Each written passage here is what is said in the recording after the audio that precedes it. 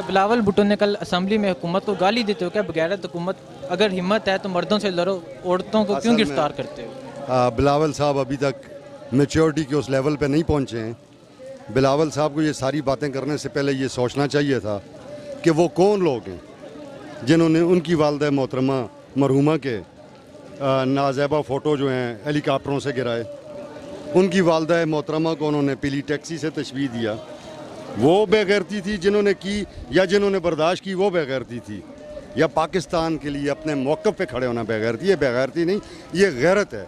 ये गैरत ईमानी है कि हम आज अपने कश्मीरी भाइयों के लिए खड़े हैं, हम उनके साथ हैं, हम इंशाअल्लाह ताला उनका साथ देंगे।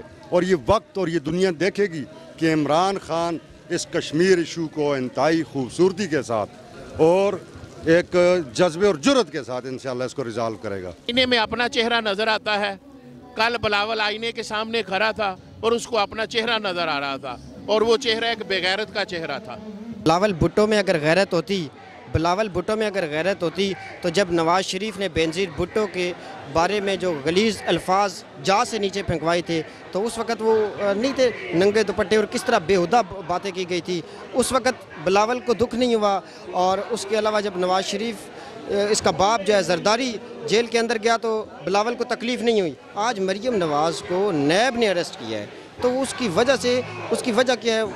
मरीम नवाज़ को क्यों अरेस्ट किया गया? इन्होंने पूरा मुल्क खाया है, पूरा मुल्क लूटा है, तो इस वजह से अगर ये चीखें मार रहे हैं तो इंशाअल्लाह ताला ये इनकी चीखें ये वक्ती हैं। अच्छा, बिलावल भुट्टो ने कल असेंबली में बिलावल भुट्टो को छोड़े, उस पर कमेंट्स करना जो है वो वक्त का ज़िया है। उस बेचारे को उर्दू नहीं आती, उसको पता ही नहीं है।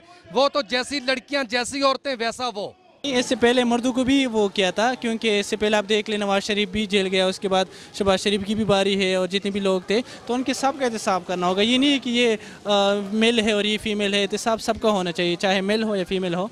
जिन लोगों ने पाकिस्तान को नुकसान पहुँचाया, पाकिस्तान की हुकूमत को नुकसान पहुँचाया, तो उनका सबका एहतसाब होना चाहिए।